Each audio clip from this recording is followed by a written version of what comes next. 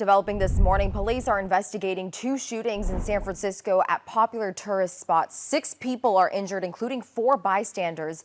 San Francisco Police Chief Bill Scott described it as a car-to-car shooting and said that it did not appear to be random. People who live and work in the area and described hearing something that sounded like an explosion. Developing right now, Governor Gavin Newsom is floating the idea of kidnapping charges against Florida Governor Ron DeSantis. This is after migrants were flown to Sacramento. Here's a tweet from Newsom. He tags DeSantis and says, quote, "You small, pathetic man." This was in the 6th inning. They had someone on second, third base. He drives one into left field there. Drives in 2 runs there. He also ends up scoring in this inning as well. But it's not just about his performance. It's the energy. He's clapping for himself as he's running the bases. That is something I feel like we have needed with the team. Santa Clara County Supervisor Cindy Chavez is facing off with San Jose City Councilman Matt Mahan. So here's a look at the results. Matt Mahan is leading with 52% of the vote. Cindy Chavez with 48% of the vote. Now, a key issue both candidates have been campaigning on is homelessness. And people are starting to make their way outside of their homes now, getting ready to go on their morning commutes.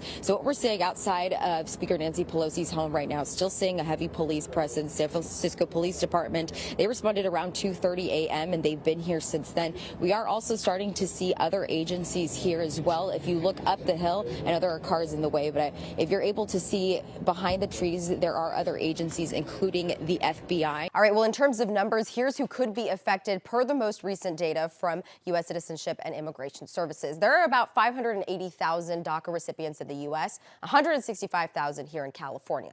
11,000 are here in San Francisco in the East Bay area, about 7,000 in the South Bay. So when it comes to the Bay Area, thousands of futures are being decided. We're talking about work permits, a lot of people's livelihoods. And Elizabeth was also telling us that, the heat does slow her down, but she does take breaks. That is absolutely essential for this job. Listen up, football fans. Could the Super Bowl be coming back to the Bay Area? What? We have details on a major announcement. The NFL is expected to make about Super Bowl 60. Wait, did you catch that football? I did catch that football. Shocked.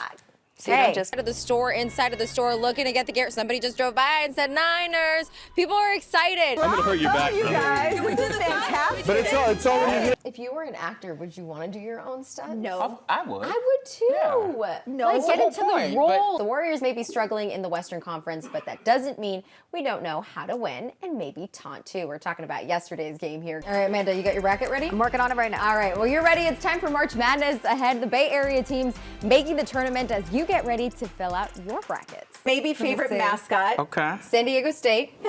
I'm just gonna. Someone's dressed up. Amanda, who are we rooting for today? Well, we know who you are. Who are we rooting for We'll today? go for San Diego, We're not Jocelyn, allowed to just say for you. anything Come on, else. SDSU. You're just gonna interrupt us here? Oh, I'm sorry. Yeah, we're trying to do a show here. We're trying to do a show here. Jocelyn, Shannon, can we please? I think that's one of the biggest things here is you get to meet new people of all walks of life.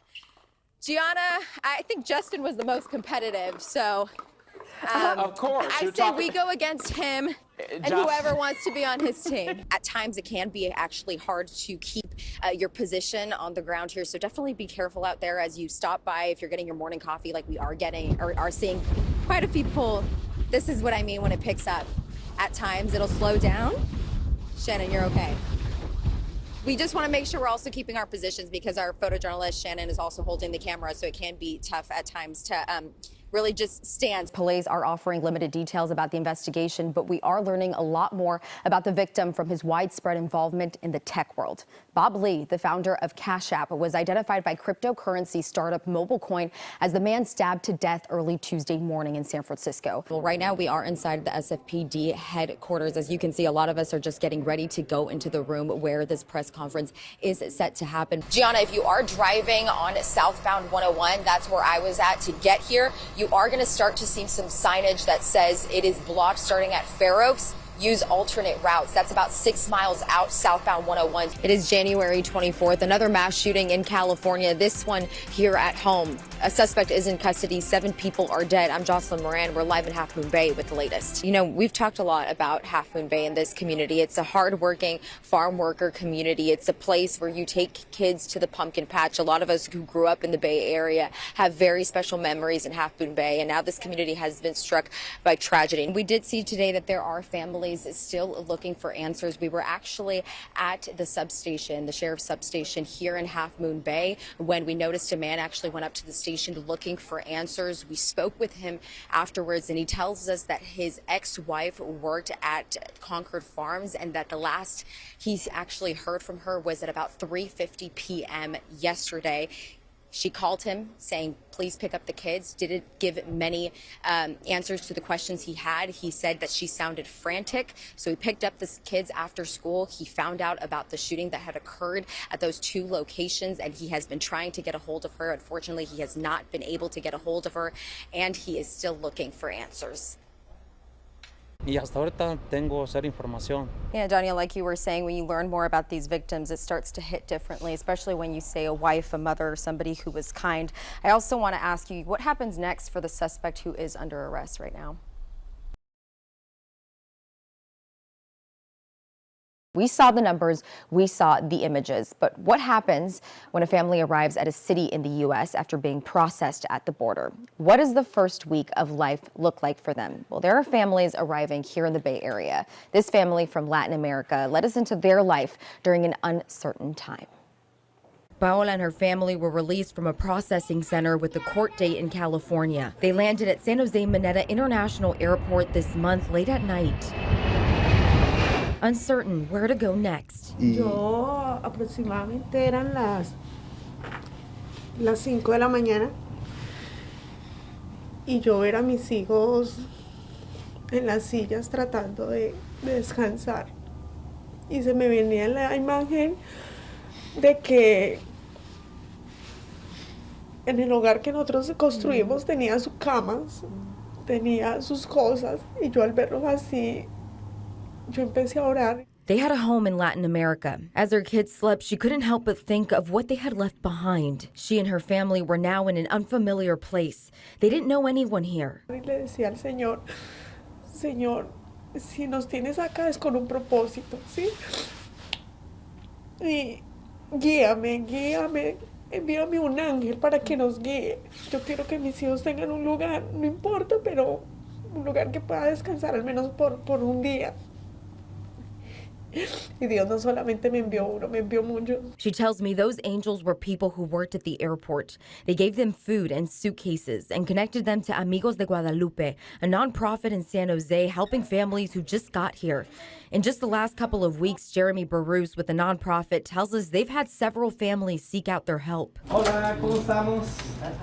When they connect with the family, they give them a hotel room for 7 days. Paola and her family led us into where they're staying. Here, it's been a couple of days since they arrived. Paola has just gotten up. She and her husband, Oscar, get breakfast ready for their kids with the food that has been donated to them. Putting chicken into the microwave and serving it on what they have. ¿Y cómo te llamas usted? Joel. Joel is the youngest. He likes to watch movies. Los Minions. Minions are his favorite movie. Paola hopes he can go to school here. Her kids gather around her as she starts their morning prayer, holding on to Joel's hand. They're starting all over here, but she and her husband tell me they had to leave. Muchas amenazas en contra de la familia. Wilson Purvis is a local immigration attorney with years of experience. He's had many clients seek asylum for a number of reasons. Well, there are a lot of socioeconomic factors to consider, but typically many applicants decide to come here and seek help because they don't feel safe back home.